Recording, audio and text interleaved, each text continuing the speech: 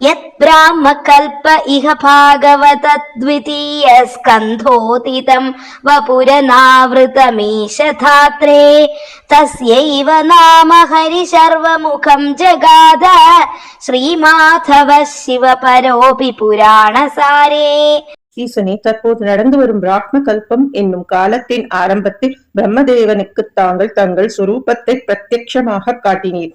அதுவே பாகவதம் 2வது ஸ்கந்தத்தில் வர்ணிக்கப்படுகிறது.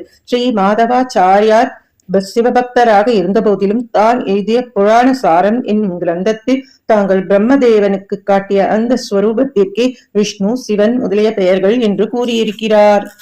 ये स्वप्रकृत्यनुगुणा गिरिशं भजन्ते तेषां फलं हि दृढयैव तदीयभक्त्या व्यासो हि तेन कृतवान् अधिकारी हेतोः स्कान्दादिकेषु तव हानिवचोऽर्थवादैः.